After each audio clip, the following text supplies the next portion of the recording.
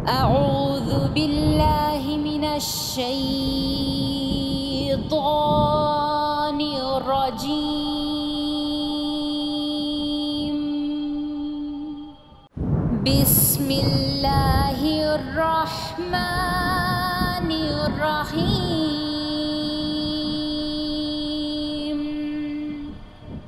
نحمده ونصلي على رسوله الكريم. اما بعد فاعوذ باللہ من الشیطان الرجیم. بسم اللہ الرحمن الرحیم.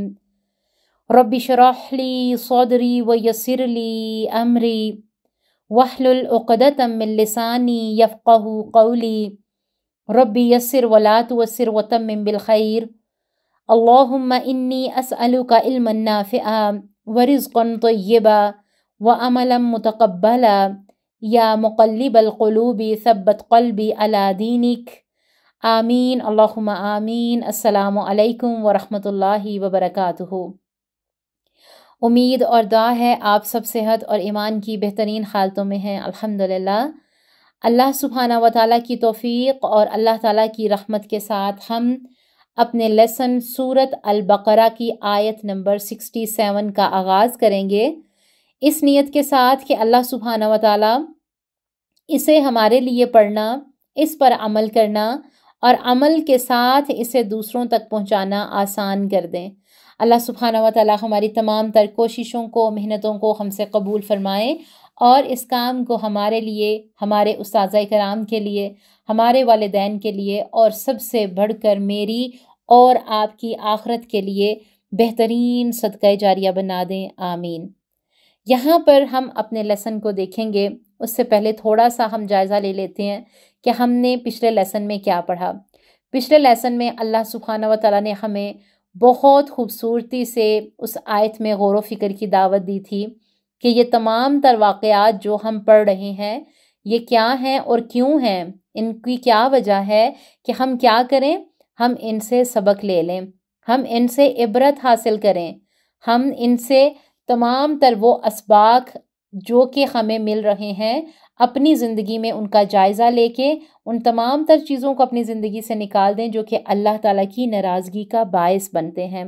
کیونکہ یہ نصیحتیں کس لیے ہیں، کیونکہ یہ غور و فکر کی دعوتیں کس لیے ہیں؟ جو اللہ سبحانہ و تعالیٰ کی طرف سے پرہیزگار لوگ ہوتے ہیں، جو نظریں کس پر رکھتے ہیں؟ اپنے اللہ تعالیٰ پر رکھتے ہیں، جو مشکلات میں، پریشانی میں کیا کرتے ہیں؟ اپنے اللہ سے رجوع کرتے ہیں، جو مشکلات اور پریشانی میں کیا کرتے ہیں؟ صبر اور نماز سے کام لیتے ہیں، جو اس قرآن میں کیا کرتے ہیں؟ شک نہیں کرتے، بحثیں نہیں کرتے، بلکہ اس سے نصیحت لینے کی کوشش کرتے ہیں، بلکہ اس سے اپنی بیمار روحوں کی تکالیف کو دور کرنے کی کوشش کرتے ہیں. کیونکہ جس انسان کی روح بیمار ہو گئی وہ انسان اللہ سبحانہ و تعالیٰ کی طرف سے اس گرفت میں کبھی بھی آ سکتا ہے جو کہ اللہ سبحانہ و تعالیٰ نے نازل فرمائی ہیں کہ جب میں بار بار اپنے بندے کو دعوت دیتا ہوں، بار بار ہدایت کے دروازے اس کے لیے کھولتا ہوں اور میرا بندہ بار بار اس سے انکاری ہو رہا ہے، تو پھر اللہ تعالیٰ کی طرف سے وہ ان آزمائشوں میں آ جاتا ہے کہ جس کی وجہ سے نہ صرف اس کی روح بیمار ہوتی ہے بلکہ اس کا جسم میں متاثر ہو جاتا ہے. وہ سمجھنے، سوچنے، عقل سے کام لینے جیسی جتنی بھی نعمتیں ہیں اس سے بالکل بیگانہ ہو جاتا ہے. اسے پتہ ہی نہیں چلتا میں زندگی کیوں گزار رہا ہوں. کیونکہ اس کے پاس مقصد حیات ہی نہیں ہوتا. تو ہم ان تمام تر باتوں کے ساتھ اپنے لیسن کا آغاز کریں گے اس نیت کے ساتھ کہ اللہ سبحانہ و تعالیٰ ہمیں غور و فکر کے ساتھ قرآن کو پڑھنے والا اور اس کو سمجھنے والا بنائے. آمین. تو اپنے لیسن کا آغاز کرتے ہیں انشاءاللہ. تو آپ سب ریڈی ہیں، تیار ہیں، قلم تیار ہیں جو سسٹر نوٹس لیتی ہیں؟ الحمدللہ ثم الحمدللہ. کسی بھی چیز کو سمجھنے میں کچھ مشکل تو نہیں ہوتی. اگر کسی چیز کو سمجھنے میں مشکل ہو جاتی ہے تو آپ یہاں پر ضرور کمنٹ کر دیا کریں. ایک تو آپ لائیو چیٹ میں کچھ لکھتے ہیں نا، لیکن کچھ ایک سائڈ پہ نا کمنٹ باکس ہوتا ہے، اس میں ضرور کچھ نہ سمجھ آئے تو وہاں پر سوال کر لیا کریں. ٹھیک ہے؟ تو انشاءاللہ اسے ہم نوٹ کر کے باقاعدہ کلاس روم میں اس کے حوالے سے بات کر لیا کریں گے. ٹھیک ہے؟ اچھا، اب ہم اپنے لیسن کا آغاز کرتے ہیں بہت ہی پیاری سی آیت سے. آیت نمبر 67 سورت البقرہ. اعوذ باللہ من الشیطان الرجیم. بسم اللہ الرحمن الرحیم. وَإِذْ قَالَ مُوسَى لِقَوْمِهِ إِنَّ اللَّهَ يَأْمُرُكُمْ أن تذبحوا بقرة قالوا أتتخذون هزوا قال أعوذ بالله أن أكون من الجاهلين۔ اور حضرت موسیٰ نے جب اپنی قوم سے کہا کہ اللہ تعالیٰ تمہیں ایک گائے ذبح کرنے کا حکم دیتا ہے، تو انہوں نے کہا کہ ہم سے مذاق کیوں کرتے ہیں؟ آپ نے جواب دیا، میں ایسا جاہل ہونے سے اللہ تعالیٰ کی پناہ پکڑتا ہوں۔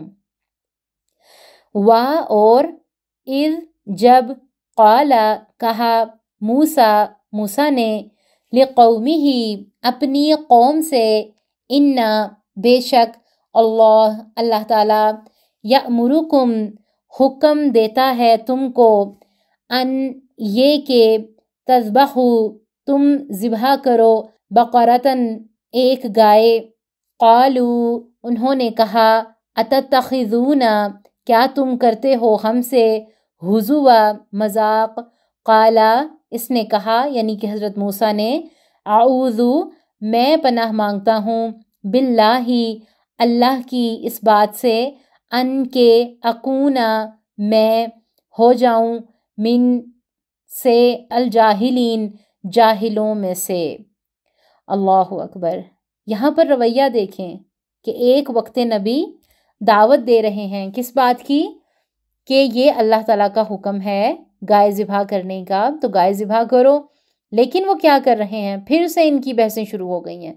یہاں سے ہم دیکھیں گے، اور یہ واقعہ انشاءاللہ ہم ترتیب کے ساتھ آیات کے ساتھ انشاءاللہ اگلی آنے والی آیات میں بھی دیکھیں گے کہ اللہ تعالیٰ بنی اسرائیل کو واقعات یاد دلاتے ہیں جو ان کے اور سیدنا موسیٰ علیہ السلام کے درمیان پیش آئے تھے۔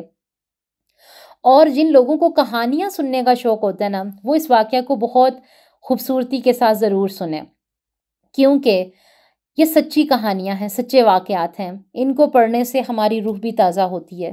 تو یہاں پر اس میں بہت سے عمل کے پوائنٹس ہیں کہ یاد کروایا جا رہا ہے کہ یاد کرو تم نے ایک شخص کو قتل کر دیا تھا، گائے ذبح کرنے کا حکم ایک قتل کے فیصلے کے لیے دیا گیا تھا۔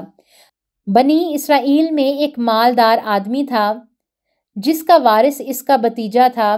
بھتیجے نے اپنے چچا کو قتل کر کے لاش کسی دروازے پر ڈال دی دولت کی لالچ میں، اور صبح لوگ قاتل کی تلاش میں ایک دوسرے پر الزام لگانے لگے۔ بات حضرت سیدنا موسیٰ علیہ السلام تک پہنچی تو انہوں نے ایک گائے ذبح کرنے کا حکم دیا، جس کا ایک ٹکڑا مقتول کو مارا گیا تو وہ زندہ ہو گیا، اور قاتل کی نشاندہی کر کے وہ مر گیا۔ بنی اسرائیل گائے کی پوجا کرتے تھے، اس لیے انہیں گائے ذبح کرنے کا حکم دیا گیا تاکہ ان کے ذہن سے اس کا تقدس توڑا جا سکے، ان کے اس بت کو توڑا جا سکے جو انہوں نے گائے کے حوالے سے اپنے گلوں میں باندھ رکھا ہے اور اس کی پوجا کرتے ہیں۔ یہ ایک کھلم کھلا شرک تھا۔ کیا یہاں پر کہ تم نے گائے ذبح کرنے سے بچنے کے لیے کتنے عذر تراشے؟ یہاں پر بنی اسرائیل کے بارے میں آ رہا ہے کہ وہ عذر بھی تراش رہے ہیں نا، کہ کہہ رہے ہیں کہ سیدنا موسیٰ علیہ السلام سے کہ آپ کیا ہم سے مذاق کرتے ہیں؟ تو انہوں نے کیا کہا کہ کیا تم ہمارا مذاق بناتے ہو؟ ان کے دیکھیں کہ ذہنیت کی عکاسی کر رہا ہے یہ جملہ۔ جواب دیا کہ بنی اسرائیل کے بارے میں یہ پتہ چلتا ہے نا کہ وہ نبی کی بات کو سنجیدگی سے نہیں لیتے تھے۔ یہاں پر ہمارے لیے بھی عمل کی بات لکھیں، ہم بھی جب قرآن کی دعوت ہوتی ہے، دے رہے ہوتے ہیں یا لے رہے ہوتے ہیں، تو ہم بھی کیا سنجیدگی والا معاملہ کرتے ہیں؟ چلیں، یہ تو ہمارے لیے عمل کی بات ہو گئی نا۔ یہ کیا کن کا رویہ تھا؟ یہ بنی اسرائیلیوں کا رویہ تھا کہ وہ اپنی مرضی کی زندگی گزارنا چاہتے تھے اور ضد اور ہٹ درمی کی نفسیات رکھتے تھے۔ حضرت موسیٰ علیہ السلام کیا جواب دے رہے ہیں؟ اعوذ باللہ ان اکون من الجاہلین۔ ابھی اس جملے پر انشاءاللہ ہم تھوڑا سا مزید آگے جا کر بھی پیار سے، محبت سے اصلاح کی کوشش کریں گے، لیکن ابھی دیکھیں گے کہ حضرت موسیٰ علیہ السلام کہہ رہے ہیں کہ میں اللہ تعالیٰ کی پناہ مانگتا ہوں کہ میں جاہلوں میں سے ہو جاؤں، کہ میں اللہ تعالیٰ کی پناہ مانگتا ہوں۔ اس بات سے حضرت سیدنا موسیٰ علیہ السلام نے قوم کو توجہ دلائی کہ مذاق اڑانا جہالت کا کام ہے، اور جاہل ایسی بات کرتا ہے جس کا کوئی فائدہ نہیں، وہاں لوگوں کا مذاق اڑاتا ہے۔ عقل مند آدمی اپنے جیسے کسی شخص کا مذاق اڑانا عقل اور دین کا سب سے بڑا عیب سمجھتا ہے۔ رسول ہو کر میں جہالت کا کام کرنے سے اللہ کی پناہ جاتا ہوں۔ کون کہہ رہے ہیں؟ حضرت موسیٰ کہہ رہے ہیں۔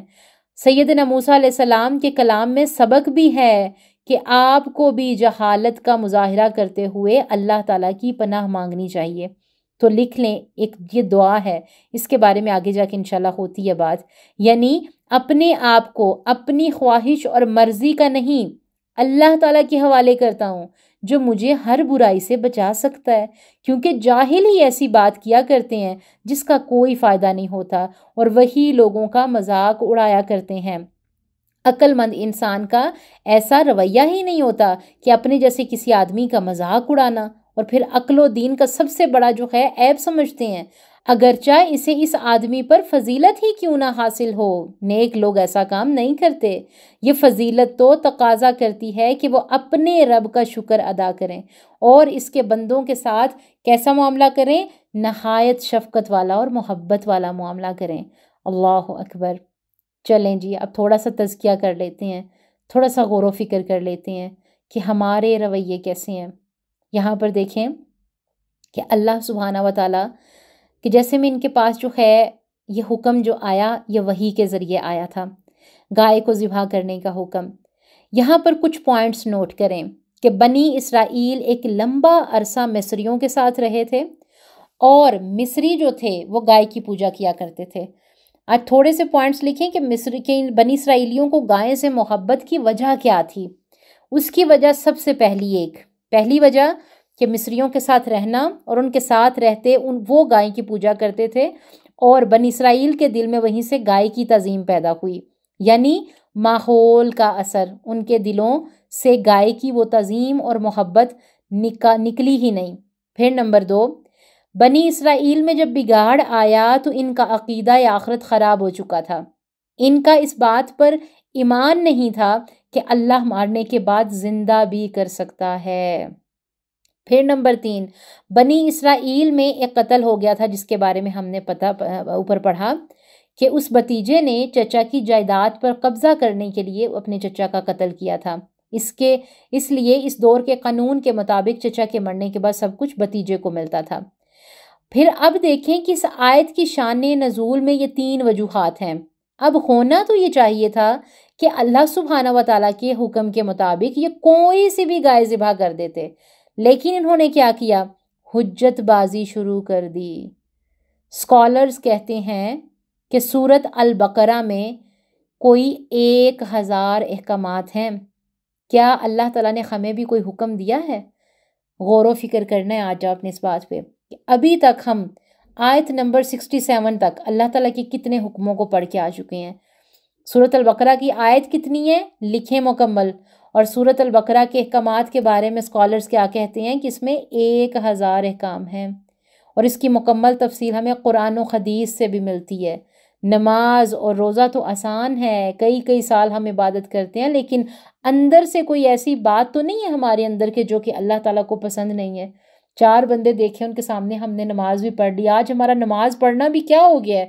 دکھاوا ہو گیا ہے۔ اللہ اکبر۔ بہت غور و فکر کرنے والی باتیں ہیں کہ بنی اسرائیل اتنا عرصہ کافروں کے ساتھ رہے، ان کے ساتھ ان کی رسمیں دیکھتے رہے، ان کے ساتھ جو ہیں ان کے طریقے دیکھتے رہے، تو ان کے اندر کیا پیدا ہو گیا کہ ان کے اندر ان چیزوں کی محبت پیدا ہو گئی۔ مصریوں نے کیا کیا تھا؟ یہ شرک کی تھا نا، جو کہ آہستہ آہستہ بنی اسرائیلیوں کے اندر بھی آ گیا، اس کی تعظیم کرنے لگے۔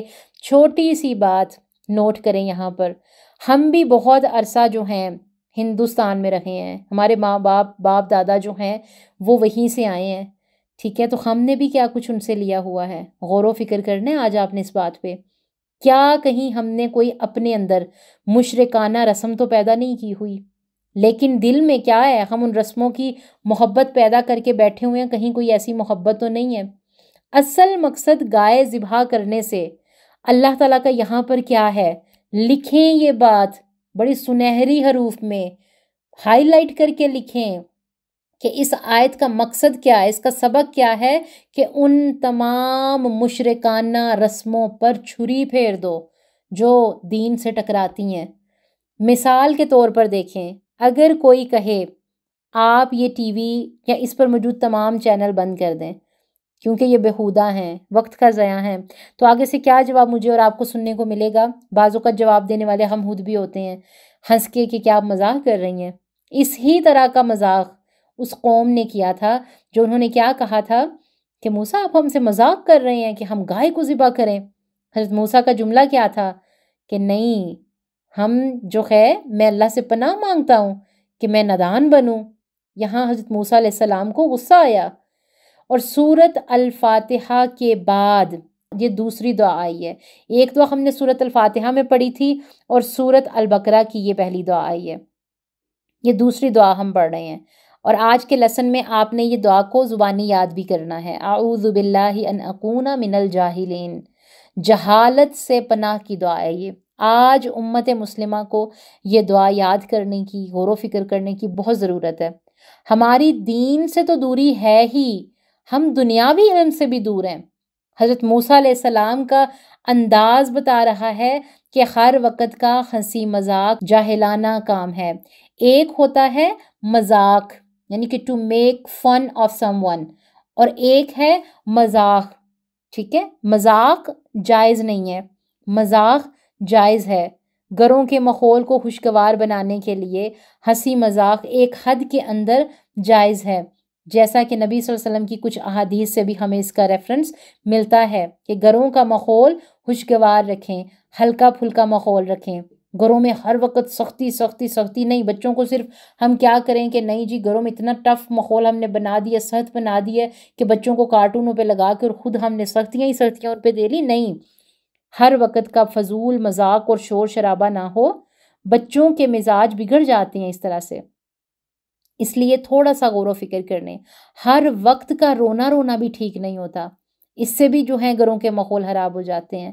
بچوں کی تربیت اچھی کریں، ہر وقت بچے کہیں فن کے لیے جانا چاہتے ہیں، بچوں کو سمجھائیں ہمارا دین فن کا مذہب دین نہیں ہے، ہمارا دین بھلائی اور خیر خواہی سکھاتا ہے۔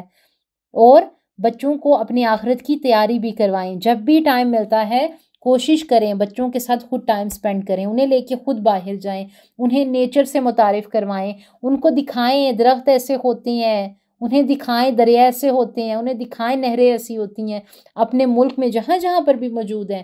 ٹائم نکال کر بچوں کو نیچر کے قریب لے کر آئیں، بچوں کو صرف موبائل اور ان چیزوں کے حوالے مت کر دیں۔ آج کیا کیا ہم نے موبائل ان کے ہاتھ میں دے دیے، آگ دے دیے، اور کیا کہا کہ ہمارے پاس ٹائم ہی نہیں ہے کہ ہم بچوں کے ساتھ تھوڑا سا ٹائم سپینڈ کر سکیں۔ پھر جب گھر آئیں پھر ان چیزوں کی آپس میں بات کیا کریں، ڈسکشن کیا کریں کہ آپ کو پتہ ہے بیٹا جب ہم وہاں پر گئے تھے تو ہم نے کیا دیکھا، وہ جگہ کتنی خوبصورت تھی، وہ پہاڑ کتنے خوبصورت تھے، وہ ندی کتنی خوبصورت تھی۔ اللہ سبحانہ و تعالیٰ سے بچوں کو اس طرح قریب لے کے آئیں اللہ سبحانہ و تعالیٰ کے، یہ باتیں بڑی غور و فکر والی ہیں۔ اور پھر بچوں سے سوال کریں کہ یہ پہاڑ کس نے بنائے، یہ چیزیں کس نے بنائی؟ یہ ہمارے اللہ تعالیٰ نے بنائی۔ آپ کو پتہ ہے پہاڑوں کا اگر ذکر ہو رہا ہو، پہاڑوں کا ذکر کرتے کرتے سچے واقعات سے، سچی کہانیوں سے بچوں کو جوڑیں۔ جب آپ آہستہ آہستہ بچوں سے ایسی باتیں کیا کریں گے، پھر ان باتوں میں سے باتیں نکالیں، پھر بتائیں پہاڑوں کے واقعات میں سے آپ جو ہیں آپ سیرت پہ چلے جائیں، نبی صلی اللہ علیہ وسلم کے واقعات ان کے سامنے لے کے آئیں کہ آپ کو پتہ ہے پہاڑوں میں سے کون سا پہاڑ ہے جس کا ذکر ہمیں سیرت سے ملتا ہے۔ اچھا، پھر اس کے بعد آہستہ آہستہ آپ کو پتہ ہے، یعنی کہ ہر وہ چیز جس کا ذکر ہمیں سیرت سے ملتا ہے، باتوں ہی باتوں میں بچوں کو نیچر سے جوڑ کے انہیں اپنی مسلم ہسٹری سے آگاہ کریں، مسلم ہیروز کی باتیں بتائیں انہیں۔ آج ہم نے بچوں کے دماغ میں کیا بٹھا دیا کہ بیٹا یہ تمہاری ذات ہے، تم بڑے گورے ہو، چٹے ہو، بڑے پیارے ہو۔ اور جن بیچاروں کے رنگ، ابھی پیچھے بات ہو رہی تھی پچھلی آیت میں کہ جن بیچاروں کے رنگ تھوڑے سے سامنے ہیں ان کو تو ہم بالکل ہی، یہ ہر عورت کے لیے پیغام ہے۔ دیکھیں ایک عورت صرف ایک بچے سے یا صرف اپنی اولاد سے محبت کرنے والی نہیں ہوتی، اپنے دلوں میں ہر امت مسلمہ کے ہر بچے کی محبت پیدا کرنے والی بن جائیں۔ یہ سب بچے ہمارے ہیں، بے شک آپ ایک ماں ہیں، ماں کے جذبات اور واقعہ میں اللہ تعالیٰ نے ہر ماں اور اس کی اولاد کا رشتہ انوکھا بنایا ہوا ہے۔ اپنے بیٹے جیسا بیٹی جیسا ہمیں کوئی نظر نہیں آتا، لیکن اپنے دلوں میں وسعت پیدا کریں۔ بالکل اپنے بچوں کو یہ نہ سکھائیں کہ تم اس سے زیادہ خوبصورت ہو، تم اس سے زیادہ ذہین ہو، نہیں، ہر بچے کا ایک اپنا مقام ہے، ہر بچے کی ایک اپنی ذہنیت ہے، ہر بچے کے اندر کچھ اپنی سکلز ہیں۔ اللہ تعالیٰ نے امت مسلمہ کے کسی انسان کو، کسی بچے کو بے مقصد نہیں بنایا، بلکہ مقصد کے ساتھ پیدا کیا ہے۔ ہو سکتا ہے کہ آپ کا کوئی گورا چٹا بڑا پیارا بیٹا بڑا ہو کے کیا کرے، آپ کا نام ہی ڈبونے والا بن جائے، وہ غرور میں تکبر میں اتنا اندھا ہو جائے، اور وہ آپ کا بچہ جسے آپ نے تھوڑا سانولا تھا، جس کا رنگ تھوڑا کالا تھا، جو ذرا چھوٹا تھا، جو ذرا موٹا تھا، وہ آپ کے لیے صدقہ جاریہ بن جائے۔ اس لیے بچوں میں یہ کمپٹیشن نہ کیا کریں۔ بچے بہت معصوم ہوتے ہیں، ہر بچے کا ایک مقام ہے۔ اپنے بچوں کے ساتھ ٹائم سپینڈ کریں، ان کی تربیت کریں، ان کے ساتھ ٹائم گزاریں۔ آج ہوا کیا، بچے پڑھ کے آئے، ماں موبائلوں میں گم، ڈراموں میں گم، ٹھیک ہے، ٹائم ہی نہیں ہے، یا پھر کچن ہے، بس یہ کام کر کے ہی ہم نے سمجھا کہ ہم نے کوئی بہت بڑا تیر مار لیا ہے۔ اللہ تعالیٰ نے اسی لیے ہمیں ماں بنایا تھا۔ نہیں، اپنے ماں ہونے کا اور اپنے باپ ہونے کا ایک فرض نبھانا ہے ہم نے۔ آپ جس بھی رشتے میں ہیں، آج میں خواتین سے کہہ رہی ہوں، آپ خالہ ہیں تو اپنی خالہ ہونے کا اچھا ثبوت دیں، آپ پھپھو ہیں اپنے پھپھو ہونے کا اچھا ثبوت دیں۔ آپ جس بھی رشتے میں ہیں، آپ دادی ہیں، آپ نانی ہیں، آپ چچی ہیں، آپ ممانی ہیں، آپ جس بھی رشتے میں ہیں، یہ رشتے بہت پیارے ہیں جس میں اللہ تعالیٰ نے آپ کو چنا ہے۔ بس کیا کریں، ان میں بہترین طریقے سے اصلاح کی، غور و فکر کی اور محبت پیدا کرنے کی کوششیں کیجیے، دلوں میں وسعت قلبی پیدا کیجیے۔ اللہ سبحانہ و تعالیٰ سے دعا ہے کہ ان آیات کی روشنی میں ہمیں غور و فکر کرنے والا بنائے، اور آج کی یہ آیت اور اس میں موجود دعا کون سی؟ اعوذ باللہ ان اکون من الجاہلین، میں اللہ کی پناہ مانگتی ہوں کہ جاہل نادانوں میں سے نہ بنوں، یا میں نہیں ہوں جاہل نادانوں میں سے۔ ہم نے اللہ سے کہنا ہے کہ اللہ تعالیٰ جی میں پناہ مانگتی ہوں آپ سے کہ کہیں میں جاہل اور نادان نہ بن جاؤں، کہیں میں بھی مذاق کرنے والی، ہر وقت ہنسنے والی نہ بن جاؤں۔ یہ بعض اوقات اتنا زیادہ ہنسنا بھی ہمارے دلوں کو مردہ کر دیتا ہے۔ مومن بندہ تو اللہ کے کام سنتا ہے نا تو رو پڑتا ہے، ڈر جاتا ہے۔ اللہ سبحانہ و تعالیٰ سے دعا ہے کہ اللہ سبحانہ و تعالیٰ ہمیں اصلاح کرنے والا بنائے، آمین۔ اور اس دعا کو ضرور یاد کرنا ہے آپ نے، اور ضرور انشاءاللہ جو ہمارا اس ویک میں آپ نے کیا کرنا ہے، اس دعا کو یاد کرنے کے ساتھ انشاءاللہ گروپ میں بھی یہ شیئر کی جائے گی، پھر انشاءاللہ آپ کو باقاعدہ اس کی پریکٹس بھی کروائیں گے تاکہ اس سے جو ہے دعا کو یاد کرنے میں آسانی ہو جائے انشاءاللہ۔ اپنا بہت سا خیال رکھیں، اپنے اپنوں کا خیال رکھیں، اپنے امت مسلمہ کے لیے، اپنے ملک پاکستان کے لیے بہت بہت بہت دعائیں کریں کہ اللہ سبحانہ و تعالیٰ امت مسلمہ کو غور و فکر کرنے والا، قرآن سے جڑنے والا اور سنتوں سے جڑنے والا بنائے، اور تمام تر فتنوں کو ہم سے دور رکھے، آمین یا رب العالمین۔ ربنا تقبل منا انک انت السمیع العلیم وتب علینا انک انت التواب الرحیم۔ سبحان ربک رب العزت عما یصفون وسلام علی المرسلین والحمد للہ رب العالمین۔ السلام علیکم ورحمۃ اللہ وبرکاتہ۔ ربنا تقبل منا إنك أنت السميع العليم